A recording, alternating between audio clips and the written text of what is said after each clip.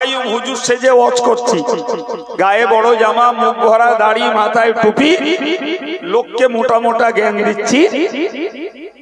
তার মানে আমি অন্য কোন গুণ জ্ঞান যোগ্যতা নাই বা থাক, আমি একজন ইমানদার, এটুকু তো বটে, এটুকু বটে। কিন্তু রাসূল বলছেন যে নিজে নিজেকে ইমানদার ভাববে, অথচ কোন অগোচরে তার কাছ থেকে ঈমান চলে গেছে নিজেও জানতে পারবে না। এবার বলুন, কথাটা আমাদের জন্য বিপদের কি না? নিশ্চিন্তে চলার পরিস্থিতি আছে বলে মনে হয়? সম্মানিত ভাইরা আমার, কোরআন শরীফে মহান আল্লাহ জানিয়েছেন, ওয়া ইউমিনু আকসারুহুম বিল্লাহি ইল্লা ওয়া হুম মুশরিকুন।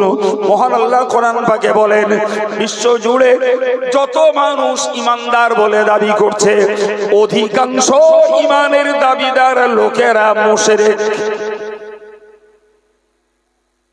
আবার বলছি ভাই আমার, মনে রেখে দিন, আল্লাহ পাক নিজে বলেছেন যারা ইমানদার বলে দাবি করছে, অধিকাংশ ইমানের দাবিদার এরা হলো মুশরিক। কে বলছেন? আমার দিকে কথা বলুন, কে বলেছেন কথাটা? আমি বললাম? কে বলেছেন? জোরে বলেন। আল্লাহ বলেছেন যে লোকে নিজেকে ইমানদার বলে দাবি করছে, কিন্তু অধিকাংশ ইমানের দাবিদার লোকেরা মুশরিক। এ বাবা, মুশরিক মানে আরবি শব্দ, যাকে আমরা প্লেন বুঝি, অধিকাংশ ইমানের দাবিদার লোকেরা শিরক করে।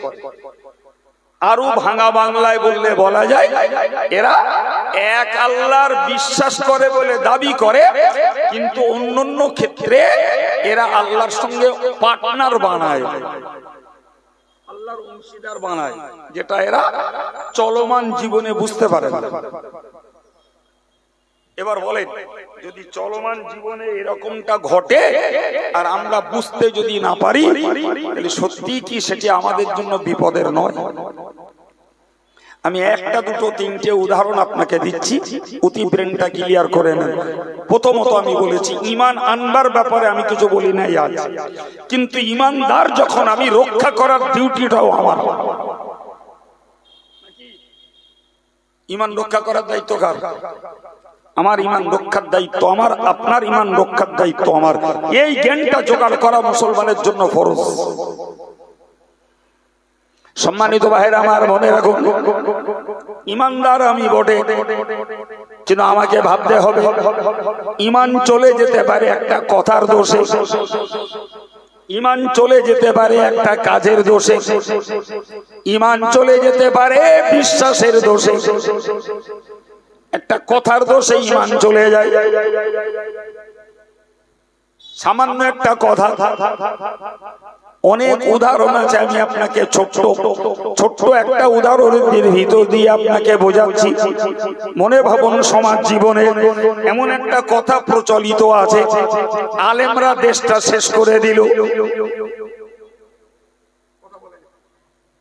এরকম কথা কিছু মানুষের মুখে পাওয়া যায় না? যায় না? হ্যাঁ না বলেন, একটু জোরে বলেন। আরে আমি আপনাদের পরিচিত, সুতরাং গল্প করেন, ব্রেনের জট খুলবে।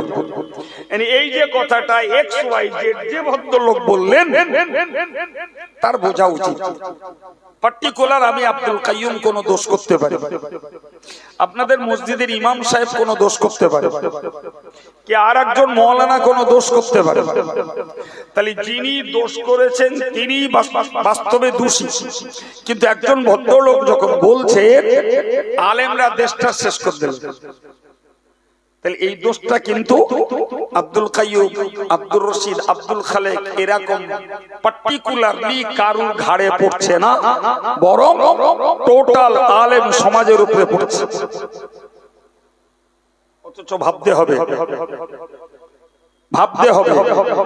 ওই আলেমের লেখনী বই পড়ে মানুষ ধর্মের জ্ঞান অর্জন করে, ওই আলেমের পড়ানোর বিনিময়ে মানুষ দিন শিক্ষা গ্রহণ করে, ওই আলেমের ইমামতিতে জমাতে নামাজ পড়ে অধিক সওয়াব লাভ করে, ওই আলেমের বন্ধনে স্বামী আর স্ত্রীর মাঝে বিবাহ বন্ধন হয়, ওই আলেমের জানাজার ভিতর দিয়ে তার শেষকৃত্য সম্পন্ন হয়। যে আলেম ব্যতীত তো আপনি দিন শিখতে পারেন না, যে আলেমের কিতাব ব্যতীত আপনার ধর্মীয় জ্ঞান লাভ হয় না, যে আলেমের বিবাহ পড়ানো ছাড়া বিবাহ জায়েজ হয় না, যে আলেমের জানাজা ব্যতীত একটা মানুষকে শরীয়ত সম্মত দাফন করা যায় না, তুমি এক কোপে সব কটা আলেমকে দায়ী করলে। ফকিহিরা ফতোয়া দিয়েছেন এই কথা বলার দোষে ওই লোকটার ঈমান চলে যাবে। কিছু বুঝতে পারতেছেন? কিছু বুঝতে পারতেছেন?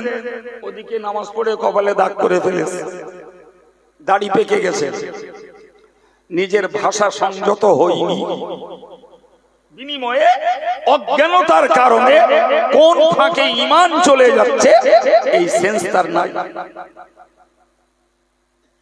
আপনাকে একটা অবাক মশলা শেখাই। ফতোয়ায়ে আলমগীরিতে একটা মশলায় উল্লেখ রয়েছে। মশলাটা হলো হযরত আদম আলাইহিস সালাম কাপড় বুনতেন। কি বুনতেন বলেছি? এটা ছিল তার জীবিকার মাধ্যম। তো আমরা জানি আমাদের গ্রামে যারা কাপড় বোনে এদেরকে জোলা বলে, সাহিত্যের ভাষায় এদেরকে তাঁতি বলে, আর গ্রামে এদেরকে জোলা বলে। একজন ভদ্রলোক তিনি ওই মশলাটা দেখলেন বা ওই ইতিহাসটা জানলেন যে আদম আলাইহিস সালাম কাপড় বোনা কাজ করতেন। ও বেটা পট করে বলে ফেললো, ইস তাহলে আমরা সব জোলার ছেলে। কথাটা মাথায় ঢুকেছে? কারণ আমাদের আদি পিতা আদম 5000 7000 পরের পরেও আমরা পৃথিবীতে এসেছি, তারপরেও তো আমাদের আদি পিতা আদম, তাহলে আমরা মৌলিক ভাবে আদমের ছেলে।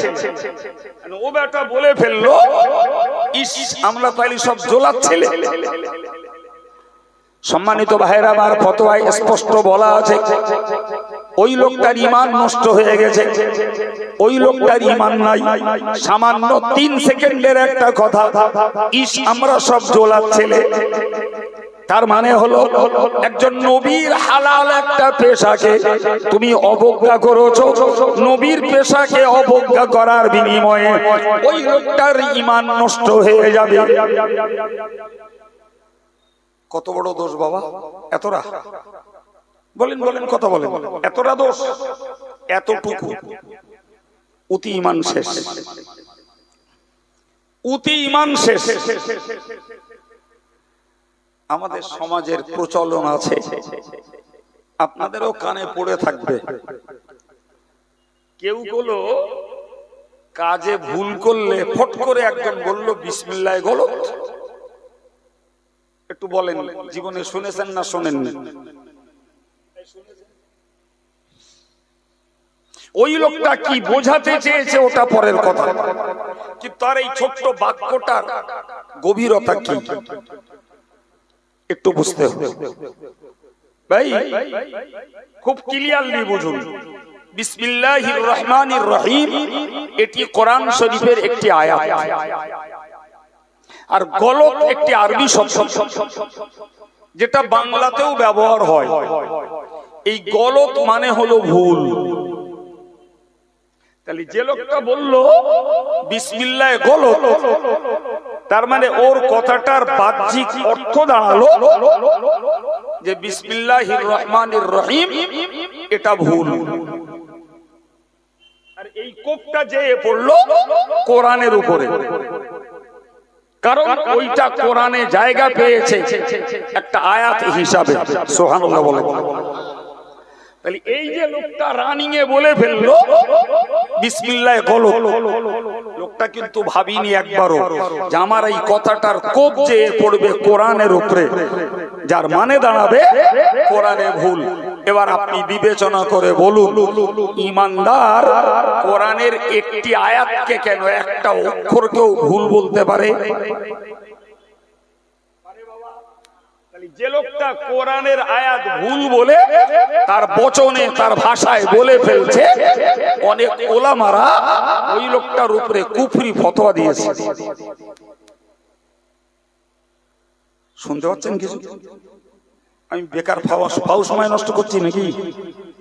আমি আমার সাবজেক্ট কি বেঁধেছি, ধর্ম করতে গেলে জ্ঞান লাগে, আর জ্ঞান জোগাড় করতে গেলে পড়তে হয়, জ্ঞান জোগাড় করতে গেলে পড়ুয়া মানুষদের কাছ থেকে শুনতে হয়, বলেছি তো, আর ভালো মানুষের সঙ্গ লাভ করতে হয়। তো আমি একটাই শুধু বলা শুরু করেছি যে तमाम পৃথিবীর মানুষের জন্য হাফেজ, মাওলানা, মুফতি, মুহাদ্দিস হওয়া ফরজ নয়, কিন্তু সবার জন্য প্রথম ফরজ ঈমান আনা আর ঈমানটাকে রক্ষা করা। তো সেই ঈমান এনেছি আমরা, রক্ষার জন্য আমি কিছু গ্যাটিস দিচ্ছি, এগুলো জ্ঞানে ধরেন, বাঁচা যাবে, বাঁচা যাবে। বলেন তো বাবু, সত্যি সত্যি কথা মনে করে বলেন। আচ্ছা, কিছু লোকেরা বলে না, অন্যের কথা বলছি না। কেউ বলে ফকিরের পায় লক্ষ্মী, কেউ বলে খরিদ্দার লক্ষ্মী, কেউ একটা মেয়েকে বলল লক্ষ্মী মেয়ে।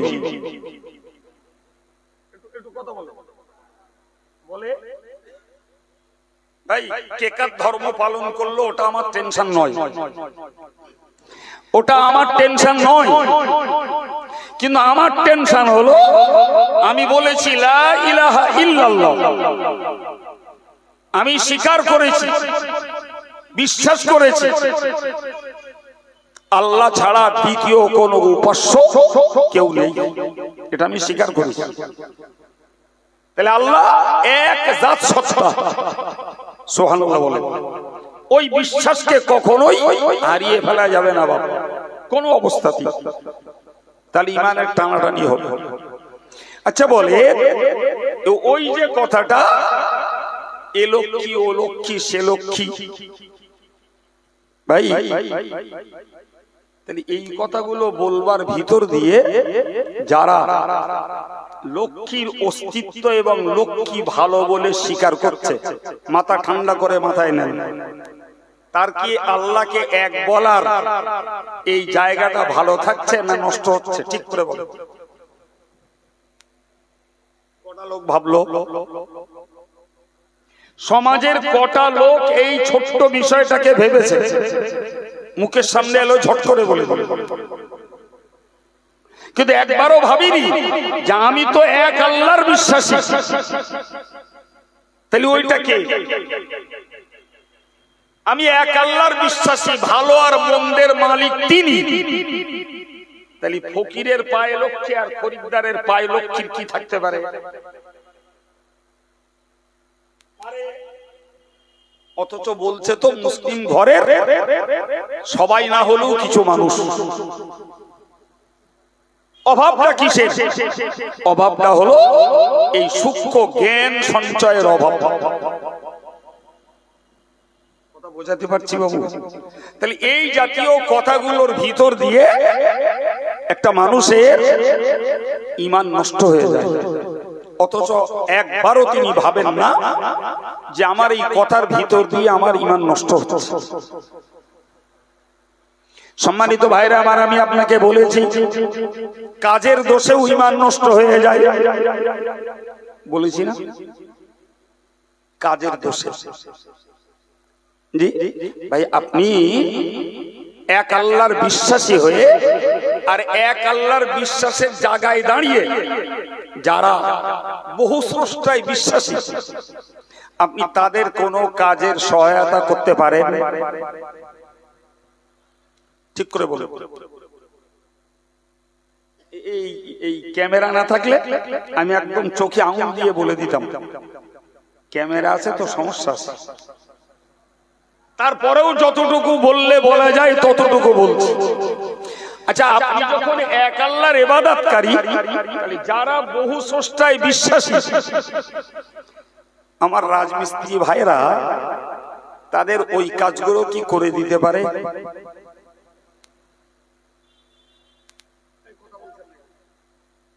রাজমিস্ত্রি ভাইরা অন্যদের মানিত যে উপাস্য এরা বানিয়ে দিতে পারে? কথা মাথায় ঢুকছে কি? পারে? হ্যাঁ না বলেন। আমি তো এক আল্লাহরে সিজদা করি, তারা তাদের চিন্তায় আর একজনের সিজদা করে, আর একজনের কাছে ঘ্যান ঘ্যানান করে, আর একজনের কাছে পেন পেন করে। আমি কি সেইটা বানিয়ে দিতে পারি? আচ্ছা, এবার একটু ছাড়িয়ে বলি।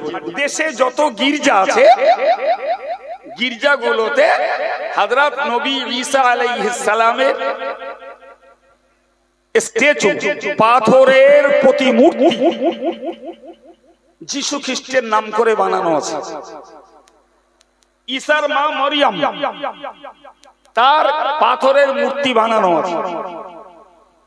আমি এক আল্লাহর ইবাদত করি, সিজদায় মাথা দিয়ে বলি সুবহানা রাব্বিয়াল আলা, আপনি হলেন সর্বোচ্চ রব। এরপরে আমি একজন রাজমিস্ত্রি হিসাবে ওই ঈসা নবীর স্ট্যাচু, তার মা মারিয়ামের স্ট্যাচু বানিয়ে দিচ্ছি। চলবে? চলবে? এরকম লোক আছে না নাই? আপনি না বললে তার আমি মানবো না। ওরকম কত লোকে আমার জিজ্ঞেস করলে, হুজুর রাজমিস্ত্রি কাজ করি, এমন একটা বাড়ি কাজ করছে হুজুর, ওদের কিছু বানিয়ে দিতে হচ্ছে, পারবো কিনা? বললাম না। আপনি বলেন আমার ঘরের ছেলেরা যারা গাড়ির কন্ডাক্টর, ড্রাইভার কিংবা কোন কলকারখানার কর্মী,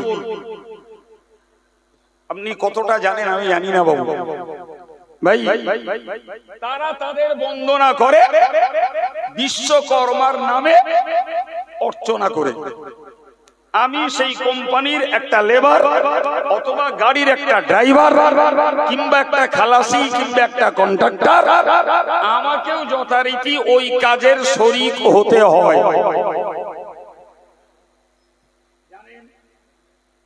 জানেন, এক একটা না, হাজার হাজার। আমি দুই একজনের জন্য বলছি না। তুমি এজ এ লেবার কাজ করছো ঠিক আছে, কিন্তু ওইটা তো তোমার ধর্মের সমর্থন নেই। তুমি কিভাবে হতে যেতে পারো?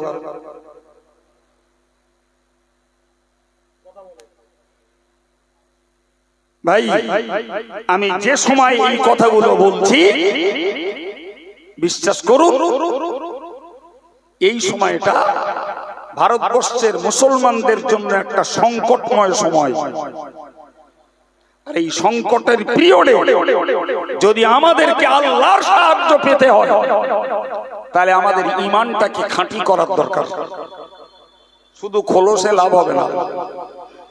শুধু খোলসে যদি লাভ হতো, আমি মাইকে জোর গলায় বলছি, ৪৫ বছর ধরে ইসরায়েলরা ফিলিস্তিনের উপরে অত্যাচার করতে পারত না।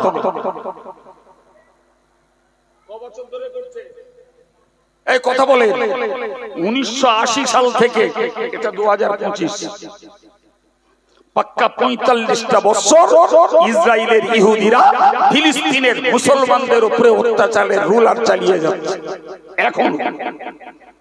এখনো আল্লাহর সাহায্য নেই। ঠিক বলছি না ভুল বলছি? আমি কি ভুতুড়ে গল্প বলছি মনে হচ্ছে? একদম বাস্তবের কথা বলছি। সম্মানিত ভাইরা আমার, মনে রেখে দিন, আজকে বড় দুঃখের সঙ্গে বলছি, ঈমান রক্ষা করার জন্য মুসলমানের বড় গুরু দায়িত্ব ছিল। ঈমান যখন আমি এনেছি, আপনি একটু যান না বাবা, বেশি দূরে না, বাড়ি তো বসিরহাটের পাড়ায়, বিজয় উৎসবের দিন বসিরহাটে যেয়ে দেখুন কেতনা মুসলমান প্রসাদ খাচ্ছে আর বিজয় উৎসবে এরাও পার্টনার হয়েছে।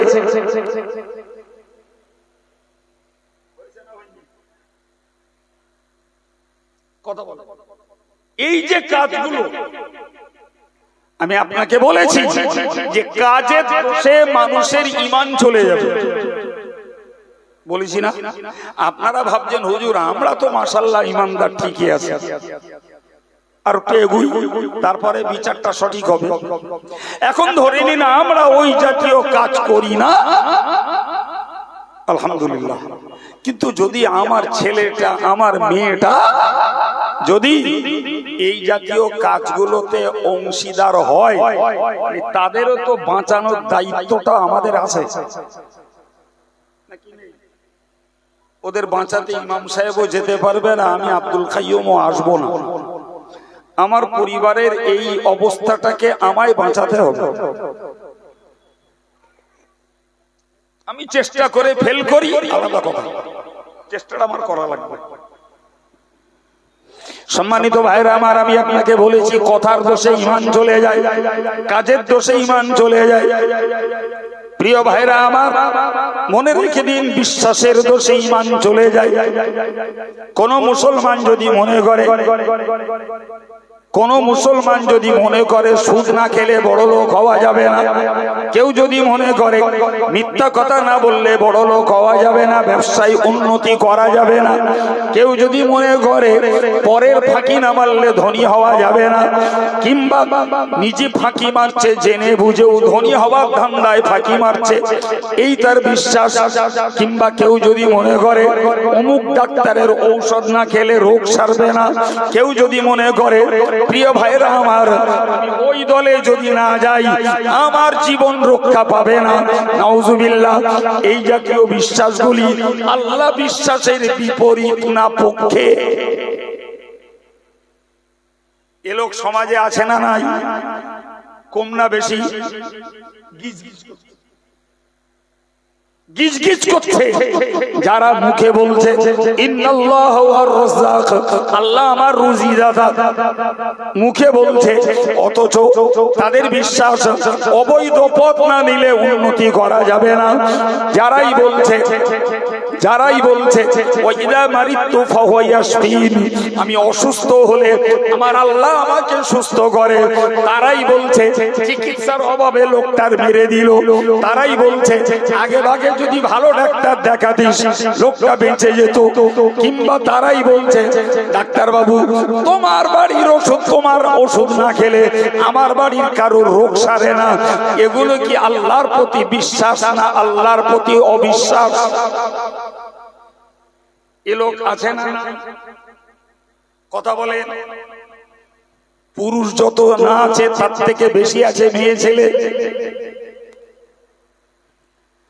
বিশ্বাসের দোষে ঈমান শেষ, কাজের দোষে ঈমান শেষ, কথার দোষে ঈমান শেষ। অথচ আমি মুসলিম পরিবারের একজন মুসলিম বলে পরিচিত। প্রিয় ভাইরা আমার, তাহলে আমাকে ঈমান যখন এনেছি, ঈমান রক্ষার জ্ঞানটাও আমার চাই। মনে রাখবেন বাবা, যে ঘরে মাল না থাকে চোর সে ঘরের দিকে নজরদারি করে না বাবা, ও ঘরের দিকে লক্ষ্য রেখে চোরের লাভ নাই। যে ঘরে মাল আছে চোরের লক্ষ্য ওই ঘরে। তো যাদের কাছে ঈমান নেই ওদের প্রতি ইবলিসের নজরদারি নেই বাবা। ওর জানে যে ওরা ঈমান হারাম, মানে ওরা এমনি আমাদের দলে, মানে ইবলিসের দলে। এই যে লোকগুলোর কাছে ঈমান আছে, আমল আছে, ইবলিস এদের পিছনে লেগে থাকে কখন এদের কাছ থেকে ঈমানটা কাড়া যায়। সুতরাং সতর্কতা, সাবধানতা আমাদের জন্য, ফলে আমাদেরকে ঈমান রক্ষা করার জ্ঞানটা চাই। প্রিয় ভাইরা আমার, বেয়াদবি নেন না। আমি 2 নম্বরের কথা বলছি। একজন ইমানদারের জীবনের সিম্বল হলো নামাজ। প্রিয় নবী বলেছেন, আলামুল ঈমানি আস-সালাত, ইমানদারের আলাম, লক্ষণ, নিদর্শন হলো নামাজ।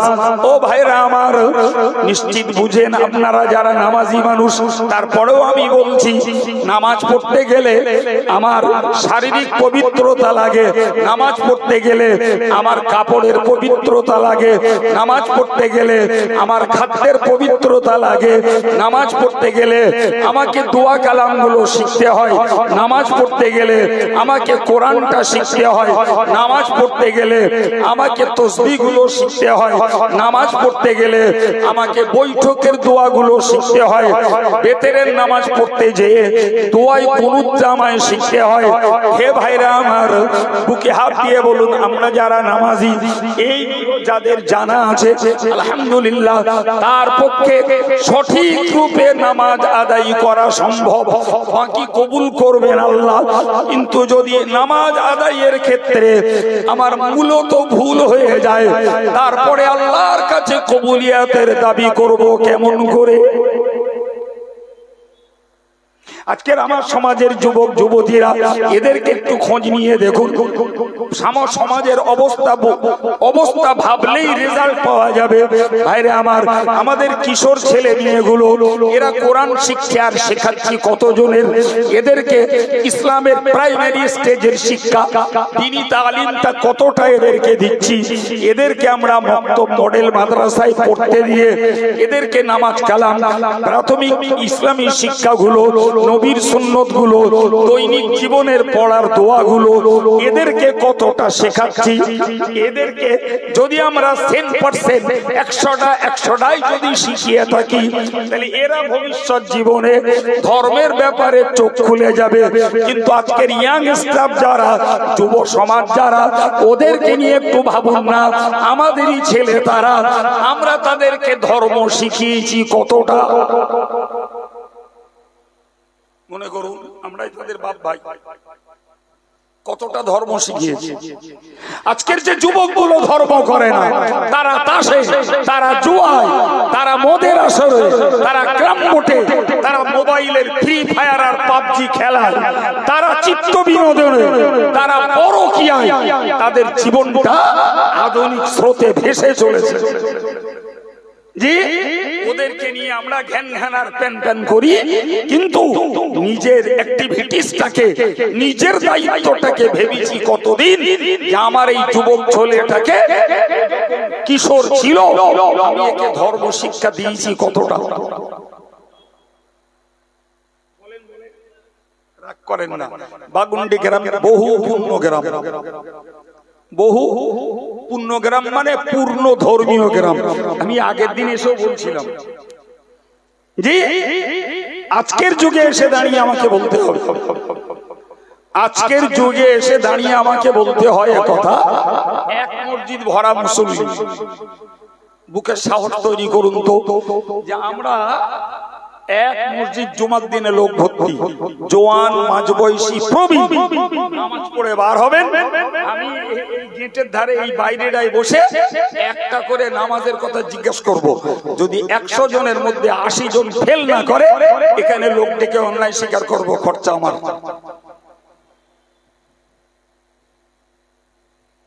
কি বলতে চাচ্ছেন? সাহসে কুলোচ্ছে যে হুজুর একদিন আসেন, পরীক্ষা হয়ে যাবে।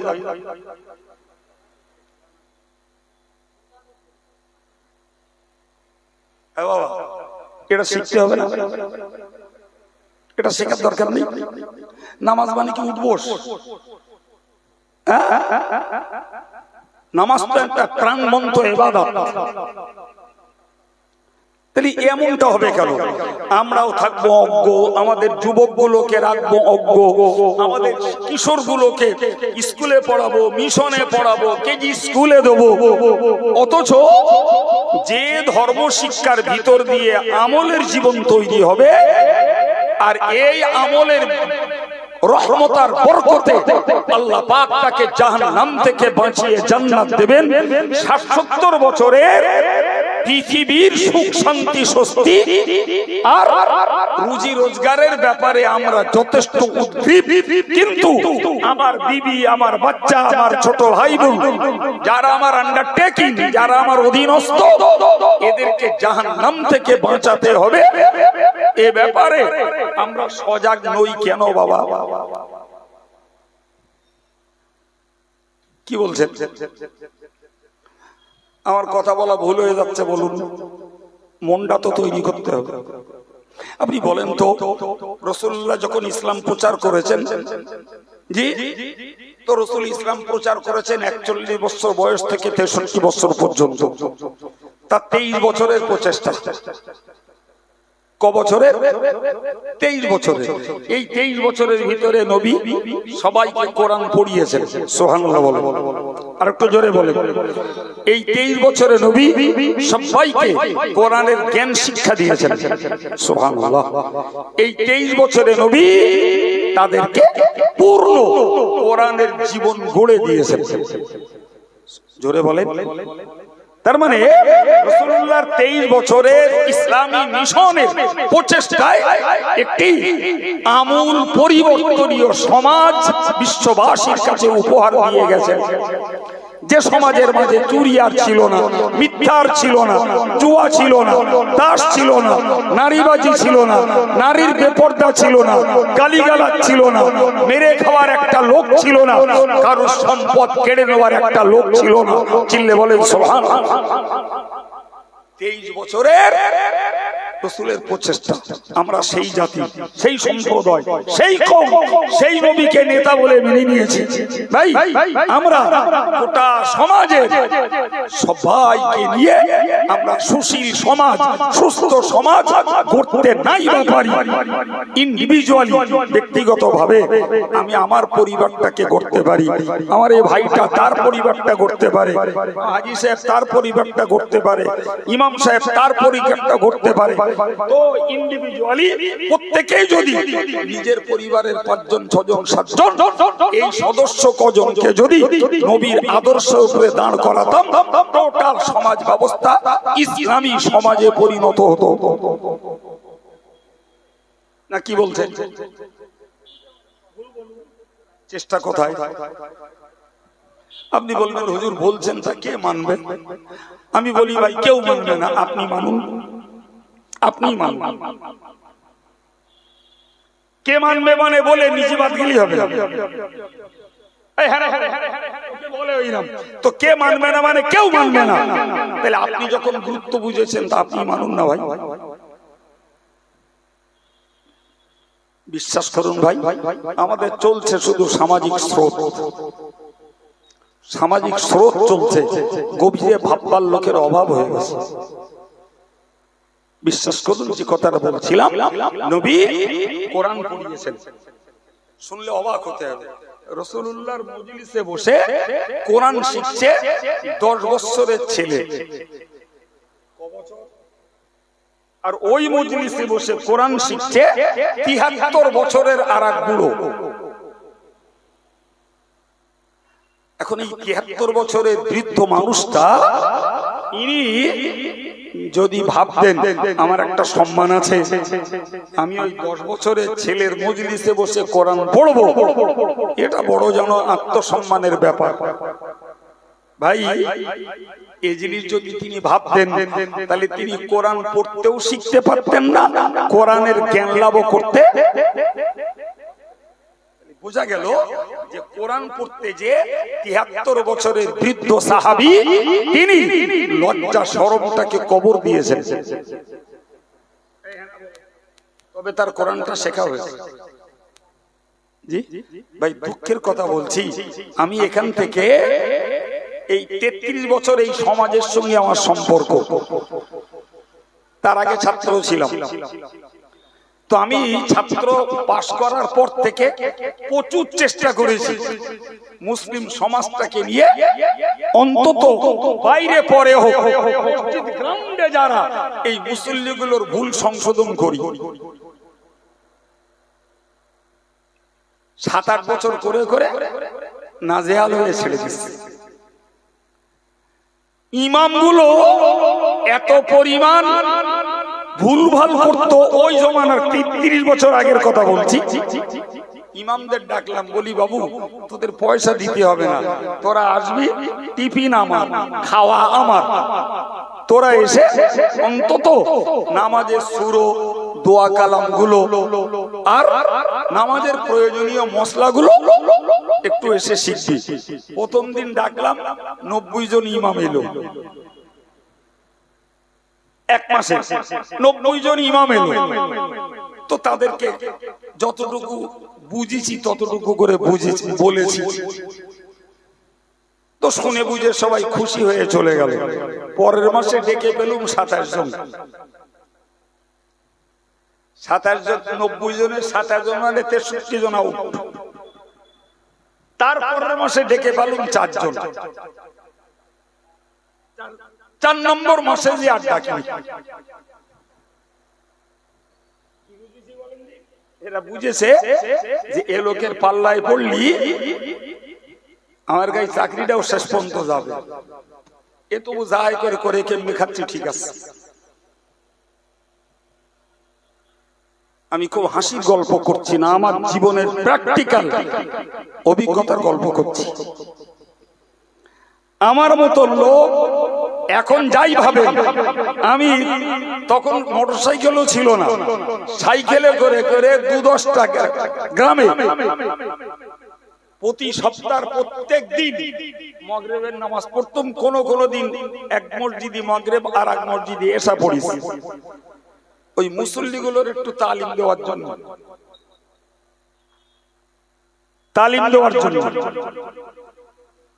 দাওয়াত যখন টুকটাক হয়েছে তালিম দিয়ে দাওয়াতে বেরিয়েছে, সেখানেও লোক খুঁজে পাই।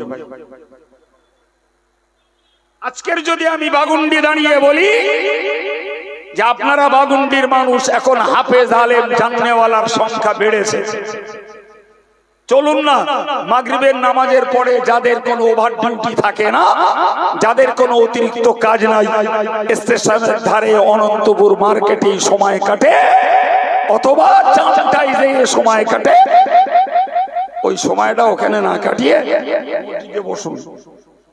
লোক না পেলি আমারে বলবেন, আমি লোক রেডি করে দেবো। কিচ্ছু না, আপনি শুধু বলুন যে হুজুর আমি তো নামাজ পড়ছি অনেকদিন ধরে, তো আমি নামাজে যে সূরাগুলো পড়ি, যে দোয়াগুলো পড়ি, এইগুলো ঠিকঠাক আছে কিনা একটু শুনুন দিন।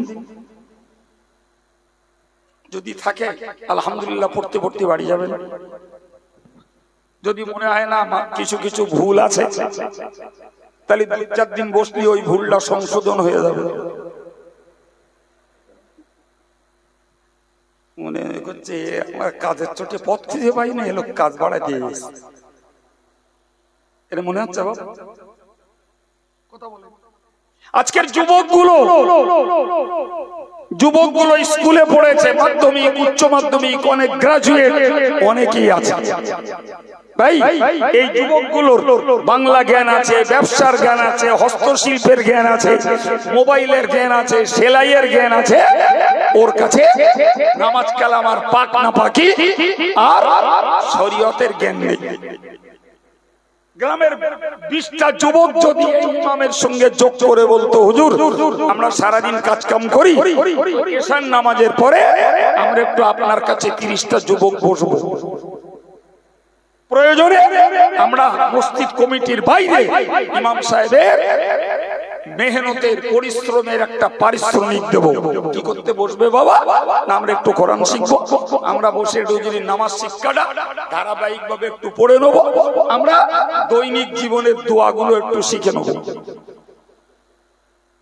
দেখেন তো খোঁজ করে 20টা যুবক তৈরি হয়। আমি এই জন্য গোড়ায় বলেছিলাম এইগুলো হয়েছে শুধু নিয়ম পালন। বছর ঘুরলে একটা করে সভা দেওয়ার একটা প্রথা চলে আসছে, আর যে লোকগুলো শুনছে এই লোকগুলোর কথা বলতে গেলে বলতে হয় একদম গোদা বাংলা, তেলা মাথায় তেল দেওয়া হচ্ছে।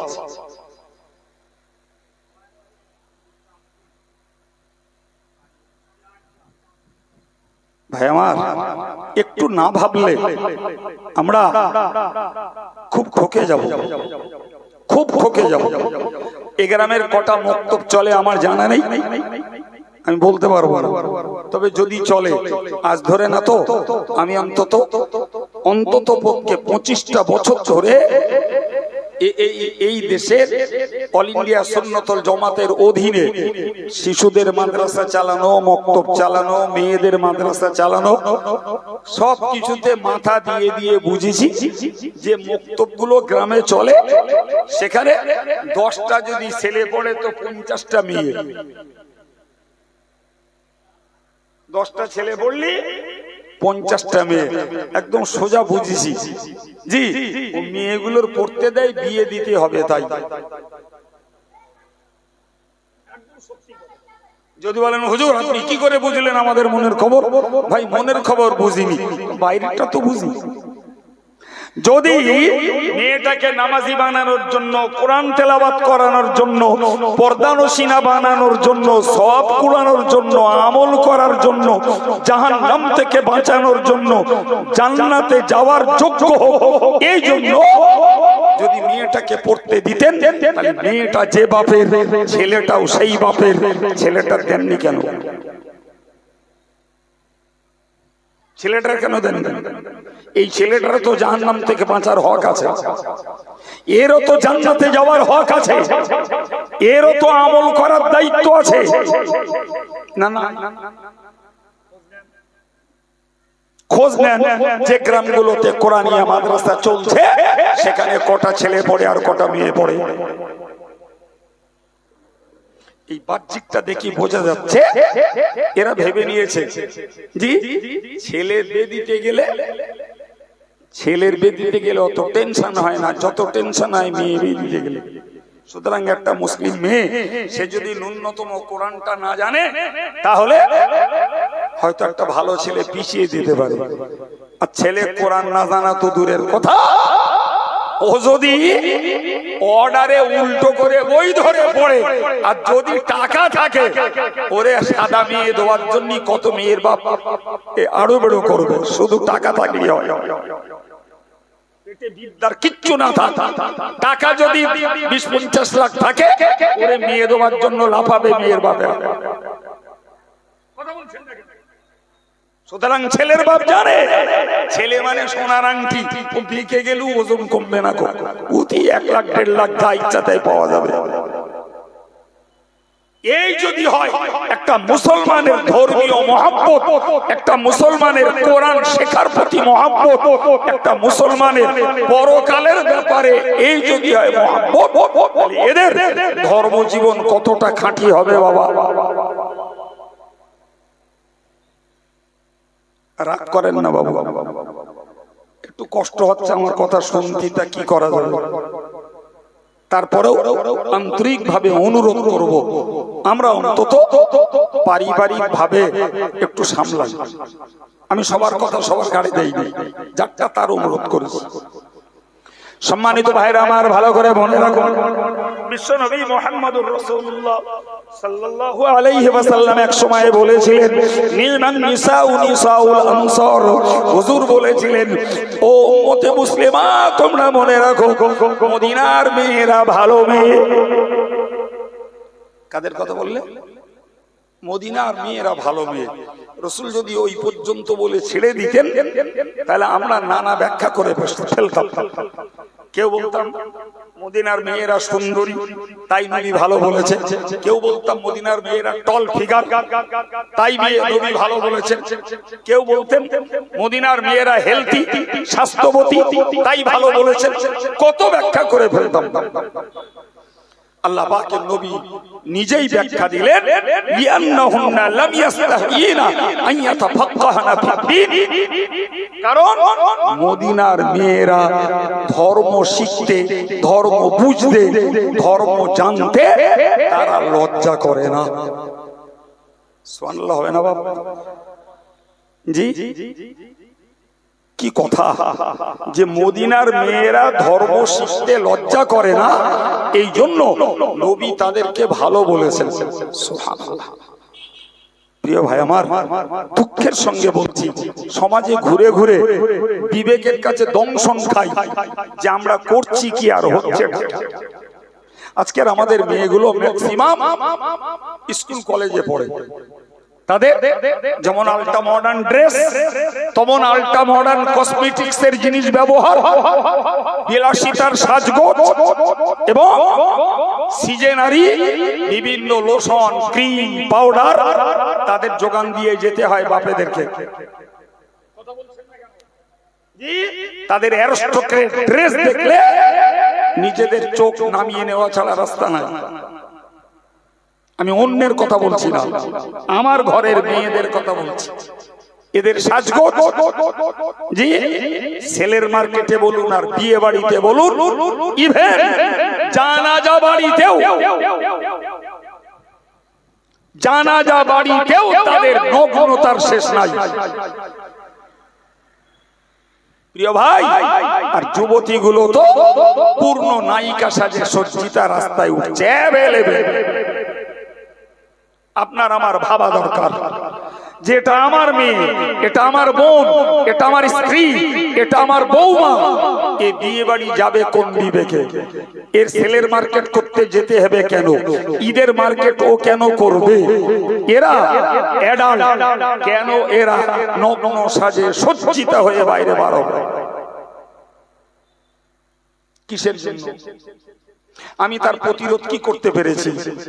ওকে এই বিষয়টা কতটা শিক্ষা দিয়েছি যে তোমার জন্য পর্দা ফরজ, তোমার জন্য ভাষা সংযত করা ফরজ, তোমার গলার আওয়াজকে নমনীয় করা ফরজ। কতটা শিখিয়েছি? সে বলো একজন মুসলিম হতে পারে, নামাজি হতে পারে, কোরআন পাঠিকা, কোরআন পড়তে পারে, কিন্তু পর্দার মূল্য তার কাছে নাই। ওদিকে নেকি আছে আর এদিকে পাপ রয়েছে।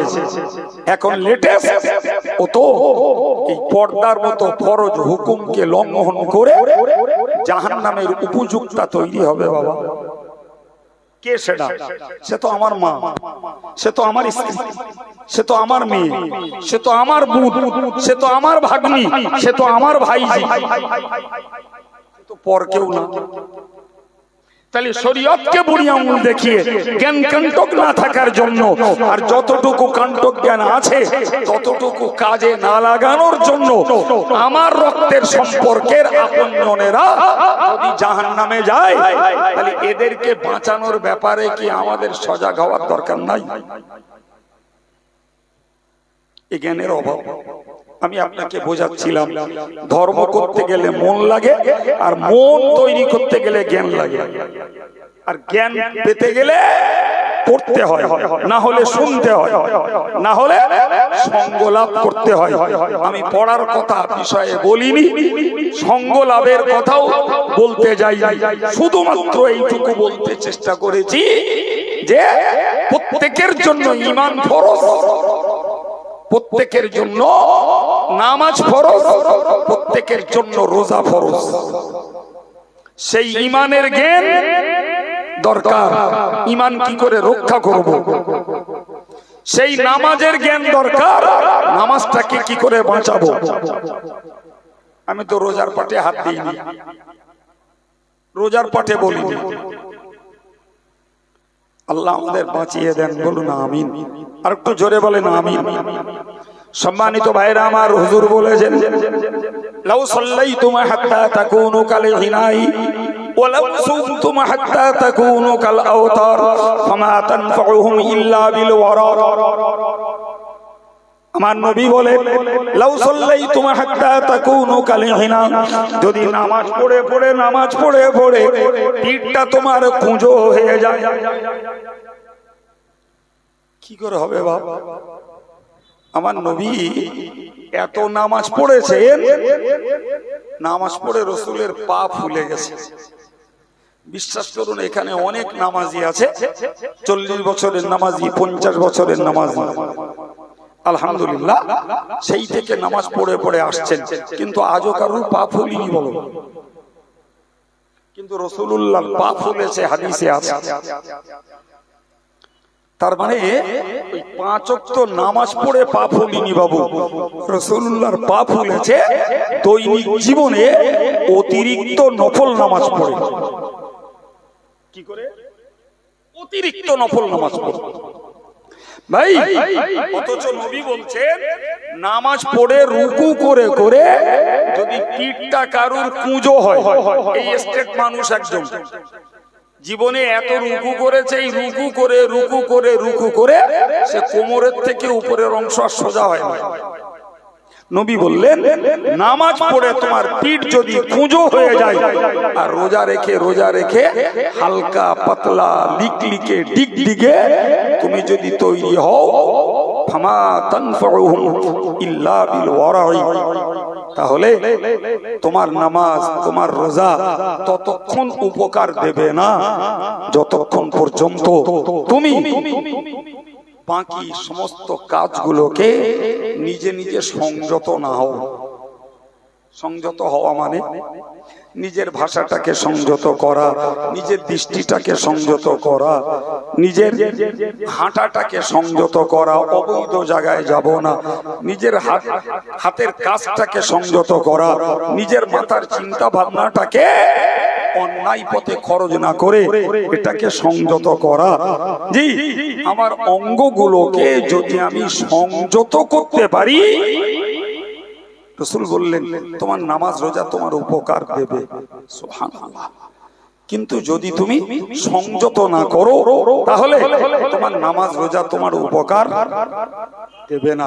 মাশাআল্লাহ, পুরুষ ভাইরা যারা, আমি আমার মনের কথা বলছি, এরা নামাজ রোজাও করে এবং যথাসম্ভব নিজেদের চালচলন, নিজেদের ভাষাভিত্তি, নিজেদের আচার ব্যবহার যথেষ্ট সংযত করে।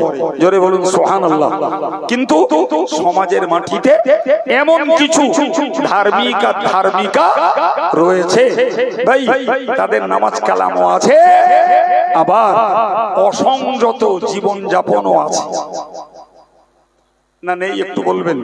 যদি অসংযত জীবন না থাকতো বাবা, তাহলে পাইকুরি হারে আমাদের ঘরের মেয়েরা আজকে সমিতি করতে পারতো না। যদি অসংযত জীবন না থাকতো এরা পাইকারি হারে ব্যাংকে যেত না, আর 100 দিনের কাজ করতে যেত না 2 পয়সার জন্য। যদি সংযত এরা হতো, এরা সেজে পড়ে বিয়ে বাড়ি যেত না। বলেন, পুরুষ না গেলেও বিয়ে হবে, মেয়ে ছেলে না গেলে বিয়ে হচ্ছে না এখন। কোন কথা সংযত কোথায় কোথায়? তাহলে সেলের মার্কেটে, ঈদের মার্কেটে, বিয়ে বাড়িতে, মরা বাড়িতে, সমিতিতে, ব্যাংকে, জি সব জায়গায় আমার ঘরের মায়েরা মেয়েরা অধিকাংশ আছে। আবার কখনো নামাজ পড়ছে, কখনো স্বামী ভক্তি করছে, কখনো একটু কোরআন পড়ছে, কখনো 2টো দান ধন করছে। তাহলে এগুলো তো প্লাস পয়েন্ট, এগুলো তো ভালো দিক। কিন্তু অন্য দিকগুলো দেখতে পাচ্ছি তাদের ভিতরে অসংযত জীবন যাপন চলছে, আর ওইগুলোর জন্য এইগুলো ক্ষতি হচ্ছে। যদি এদের ভিতরে সঠিক চেতনা থাকতো, সঠিক জ্ঞান যদি এদের মধ্যে জাগ্রত থাকতো, তাহলে সমাজের 20টা মা যদি বেঁচে থাকে, তাহলে আর 80টার মধ্যে ধীরে ধীরে হলেও কিছু মানুষ ভালো পথে বাড়তো। সমাজের 20টা যুবক যদি ভালো পথে থাকে আর 80টার ভিতরে এই কথাগুলো শুনলে কিছু যুবক আস্তে আস্তে ভালো পথে বাড়তো। সমাজের 60টা বয়স্ক বৃদ্ধ মানুষ যদি ধর্ম পথে থাকে, তাহলে বাকি 40টা তারাও আস্তে আস্তে ধর্ম পথে ফিরতে পারবে। কিন্তু যাদের দরকার ভাই, তারা শোনে কম। বাকি লোকগুলো শোনে কোরআনের মহব্বতে, আলেমদের মহব্বতে, জি নিজেদের 2টো সওয়াবের লোভে, আর বাপ মার জন্য সবরেসানির আশায়। একটু দোয়া হবে, বাপ মার জন্য সবরেসানি হবে, এই মহব্বতে। আল্লাহ বোঝার তৌফিক দিন। জি যে কথাগুলোই আল্লাহ বলিয়েছেন